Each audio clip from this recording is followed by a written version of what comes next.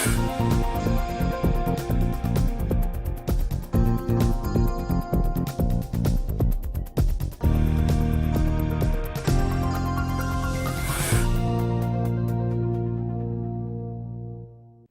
we're sitting here with Karen Terry, who is a chemist, and Lisa Zorn, who is a registered dietitian. Welcome to both of you. Thank you. Thank you. And we're going to discuss today lots of myths, lots of rumors about food, things that every day we hear people talk about and wonder if they're good, they're bad. There's a lot of controversy around health today. Here we are with obesity almost 50% in this country. Diabetes type 2, you know, what really causes these things? Why is this country out of control with all of these issues, illnesses, diseases? You guys know about the genetic disease that I have, which we can get into, but Karen, you and I just recently met, actually, so how did we get together? Well, I think it was through some mutual friends that knew we both want healthy lifestyles, and we both see things that are out there that are causing people problems. People in general know they have to move, they have to eat healthy, but what does that really mean? Where and how do we learn that? And I guess I started off in life, I have a degree in chemistry and biochemistry because I couldn't stand to see children sick. There's a lot of genetic diseases. Yeah. And one thing led to another, and being in the chemical industry, and I just feel what I see, more and more people in grocery stores, people are getting bigger. They don't know what to buy. They assume, and it's a bad assumption, going into a grocery store, whatever's there is good for you. There's preservatives. You can send products around the world 3 times and it'll still be fresh. Yeah. Is that for your benefit? It's for the company's benefit that they don't have to make more product. Baked goods that have things. Well, there are preservatives, unfortunately, that we have in this country that have been banned in other countries. Correct. There are preservatives such as BHT, correct me if I'm wrong. You're absolutely right. Banned in England 40 years ago. Right. Sweden, Australia, I think, right? Mm-hmm. Right. So it was good. That's how, in talking to you, we could conquer the world this way. Just find, one by one, if people were educated and learned that it tastes good or they need to do this, but there's reasons why. It's amazing, the world of chemicals, what you can do. In fact, chemicals can taste better than the actual food. So I think that's you and I are on the same plane trying to get the same message across. And Lisa, how did we meet? It's actually funny. I was taking spinning classes at your studio, and I just remember after each class, people were, leaving your studio with jars and with food, and I would always see people, with these drinks, and I thought, what are they doing? Like, what do they don't even, I was very skeptical, and I said, they don't even know what they're drinking. What is she selling? What's going on here? What was I promoting? Yeah, I didn't understand what everyone was drinking. So, and then one day, I got to speak with you. You usually have a lot of the members around you and everything. So I got to speak with you, and I noticed your skin, and this is truth. And I just said, "Oh my gosh, your skin is so beautiful." Are you being serious? I swear, this is how it happened. And you said, "Oh, have you tried our tea that we have here?" And I said, "No." And I said, "Yeah, it's called Lion Tea. You can say it. Yeah. It's actually being manufactured now. Okay, good. I didn't want to sound like an infomercial, no, but this is how we started to talk. Okay. And you said, well, why don't you try it? And I said, you said it really helps your skin. And I said, and then I started asking you, well, what's in it? I don't drink things that have calories. I don't, See, I think I'm remembering back to what she was talking about. Mm-hmm. I did not know that she was a registered dietitian. Right, so she still hadn't known what I was or anything. Mm-hmm. She just thought I was a member there and was, was worried about my weight and and I just said, and I didn't say it. I usually don't tell people I'm a dietitian when I work out somewhere because I try not to turn it into a job because then it's not a place for me to go and work out anymore. So I really try not to. Sure. Because it usually happens where I end up, somehow, some way getting into another end of it, which, One of the things that I wanted to ask you about, because I just realized you and I talked about this, and now I remember I'm going back to the day that you actually asked me about the tea, but we talked about stevia. Now, Right. I have a question about stevia. I guess I don't know enough about it, but talk to me for a minute about Splenda, Equal, NutraSweet, all the. I have, and obviously you know this because you've gotten to know me well now, I have a serious issue with diet soda. Well, I have a serious issue with all sodas. But what's your opinion on stevia? Is stevia okay? Does stevia really come from a plant? And is it really healthy for you? Or, you know what I get nervous about? And I am extremely serious and intent on making sure that everything that I put into my body actually goes in it for a specific purpose. You know that about me. Right. And here I am, I use stevia because I've been told that it's healthy. Is it healthy, or is it one of those things that 20 years from now they're going to do just as they did with NutraSweet and say, oh, now we have discovered. So Right. Well, there hasn't been long-term studies done in this country, See that? but stevia is a plant. Okay. So, so it comes from a plant. That doesn't necessarily mean that, That it is healthy? that it's healthy, but, it has been approved from, the FDA, and it is a plant, so it's not in the category of an artificial sweetener. No. But now you would know that you're the chemist, so. Is it? What's your opinion about stevia? I mean, I didn't even think that we were going to, I'm sorry if you guys aren't, I didn't know that we were going to talk about stevia today, but it just came to me because of what Lisa brought up. Is it your opinion that stevia is healthy? Again, going back to what we've talked about before, first of all, everything in moderation. If you drank enough milk, if you drank 6 gallons of milk a day, you'd probably get some disease or something. Well, of course I don't. Let me just back up for a second, or back you up. Not everything in moderation. You know how Right, I feel right. about, Okay. about Yeah, you're right. chemicals. Right. There are certain things Chemicals that are out. never in But moderation. plants, you have to be careful because, unfortunately, we don't know the long-term effects. If you go back to different groups of indigenous people, for example, natives from various parts of the world, wherever, people have used these things, but in such small quantities. If you go back to when, say, the Pilgrims came over, the amount of sugar that people ingested in the original 13 colonies was this much, I don't know, 10 pounds a year. Now it's hundreds of pounds a year. So stevia is one of the things that they do need to do, researchers, companies, whoever's going to fund it, whoever has the money for it. Because, I've read different things about it. I'm not that well versed on stevia. Again, you have half a chance. If it comes from the earth, you have half a chance that it's okay for you. But there are things that you wouldn't eat. People, I had a visitor from overseas once. She had mushrooms growing in her country. She thought she could pick mushrooms here. She got very ill.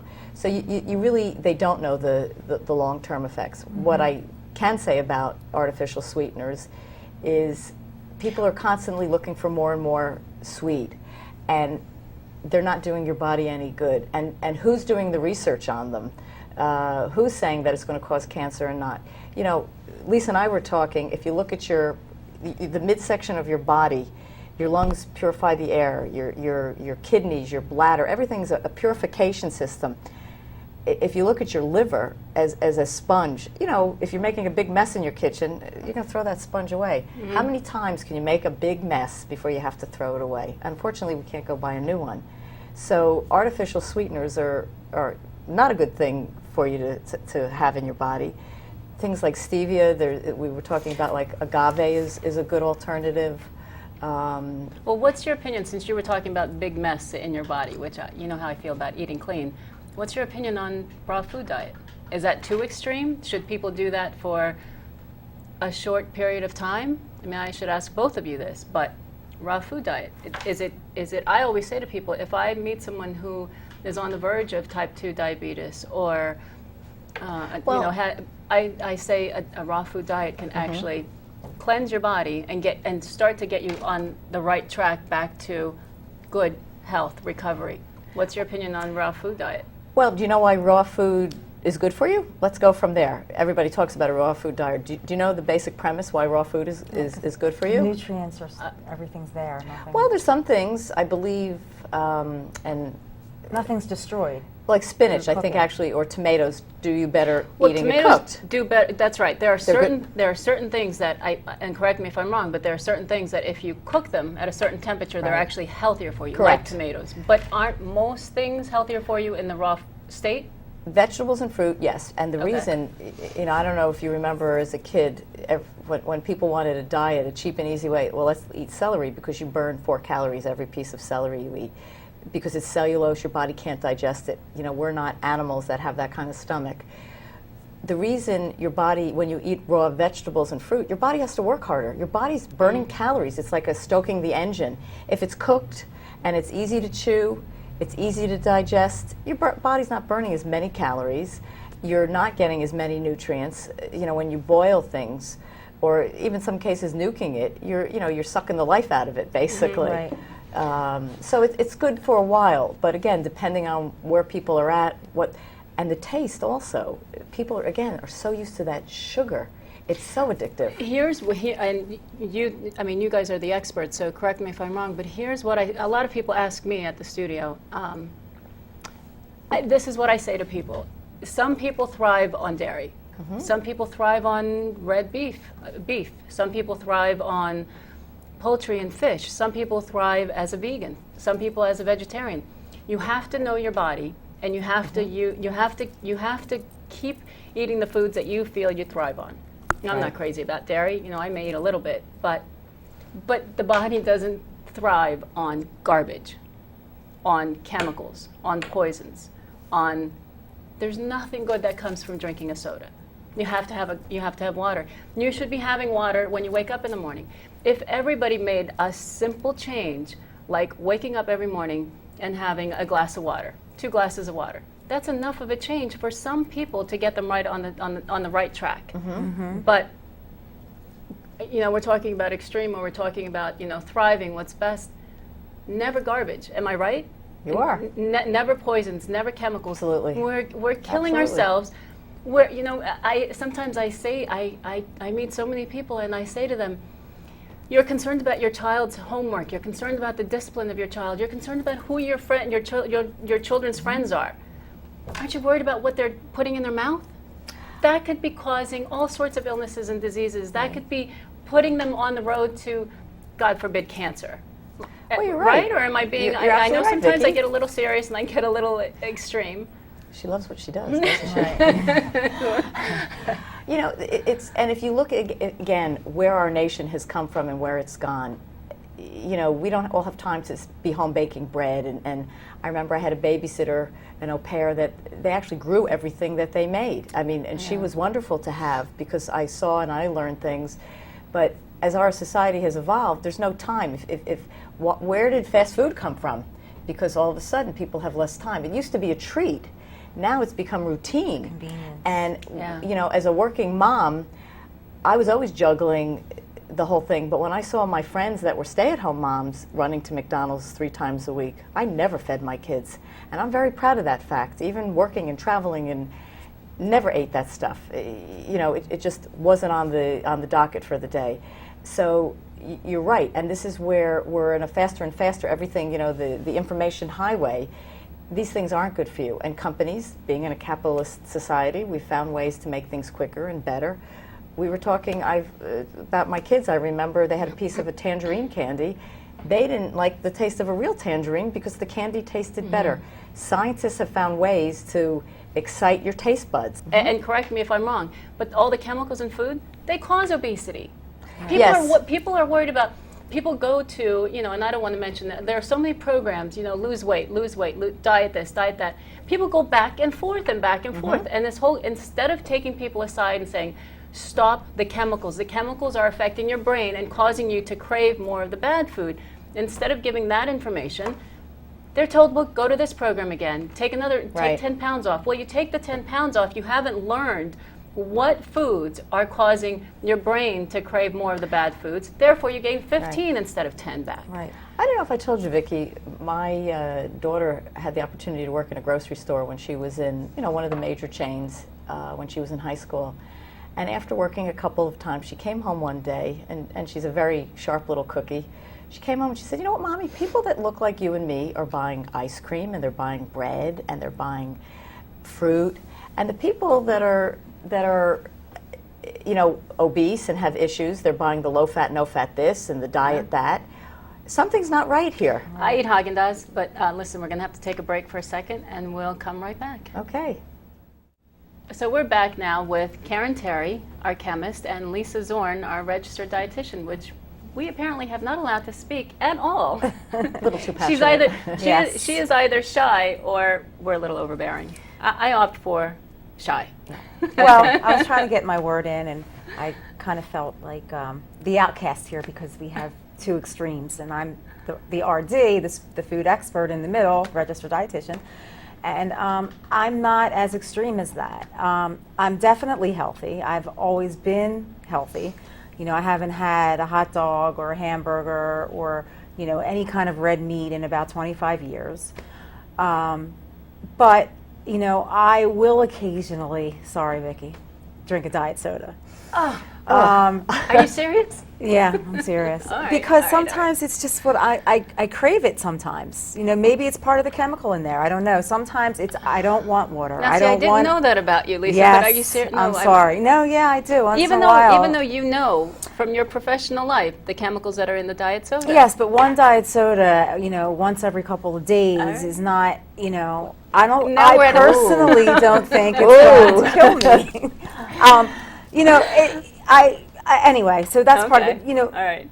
Well, how I became a dietitian, I'll just say, just because it'll make sense, is that I've always been into being healthy, and it was always about wanting to be in shape and, you know, stay, you know, a good weight. And so when I first started, you know, deciding what I wanted to go to college for, I didn't know there was a major in nutrition.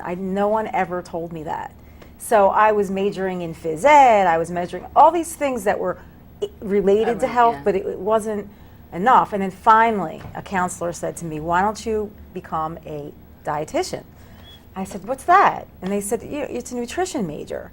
And that is how I, you know, got into nutrition and was so excited about it that I could actually get a degree in it. So I consider myself healthy. You know, I have, you know, a child, and she has never had fast food. She, you know, every time we go to a party, you know, parents always assume, oh, we'll give the kids chicken fingers. The kids are going to eat the chicken fingers. My daughter will not eat chicken fingers. She doesn't know what fried food is. But, of course, she hasn't had soda. I don't ever want her to drink soda. She, you know, that's, you know, she's still young. But I'm not to the extreme where, you know, a raw diet to me it'd be a great thing. Sure, would I love to be able to do that? Definitely. But is it realistic in a lifestyle? I don't know if you have the time, you know. Socially, how would you do it? You know, to me, it would be a challenge. But so can I just ask you a Sure, question? sure, and, sure. and I know I can tell that you think I'm a little extreme, and that's okay. But so you drink diet soda once in a while, maybe in a every couple while. of days. I don't know. I don't want to Yes. ask. Would you be happy if your child drank it? No, and that's the thing. Like, Okay. you know, she at this point hasn't ever asked for it or to have a sip or to try it, which is good. She's only 3, my daughter. I have a 3-year-old. So, but no, I wouldn't like it. And you know, so. But anyway, once in a while I crave it, and my thing has always been on weight maintenance. So to me, it's something that I crave that's sweet, but yet it's calorie free. You know, is it good? No, but it definitely does for me meet a, you know, helps with a sweet craving. I guess. See, that's. I guess But it's that's, not a good thing. I'm not saying that people Yeah, should drink I soda. understand. I I'm understand. just saying, you know, that, you know, I would consider myself healthy. I know a lot about food. My family eats healthy, but we're just, you know, I'm realistic about it. I'm sure you are too in your lifestyle. But My only problem is that I think that there are so many illnesses and diseases and cancer that I'm afraid that 20 or 30 years from now, that someone's going to say, this specific cancer is directly related to diet soda. And then what are we going to do? But diet soda's been around for a long time already. And Karen, I I mean, know. you How would many know the people have stats. cancer? I That's know, right. and a lot of brain tumors. There is a That's right. what's the word I'm looking for? A comparison from the amount of diet soda and the amount of artificial sweeteners is right in line with the increased rate of Exactly. brain tumors. Yes. And they find diabetics get the brain tumors, and it's because of all of the artificial sweeteners. Yes, I know. But when I say I have one diet soda every 3 days, I consider that to be Moderation. Okay. I'm not someone who's putting artificial sweetener in my cereal, on my grapefruit, just all day long, diet candy. That I think is I guess what scares me not is good. I'm afraid that we don't know what amount causes damage. That's correct. Right? We don't know what amount That's causes absolutely damage. correct. Therefore, for me and my family and my friends, I say absolutely none. And I know that you think that's extreme. But I'm just afraid that we don't know what amounts. I mean, look at in your profession. You were telling me that you were a what's it called, a bariatric?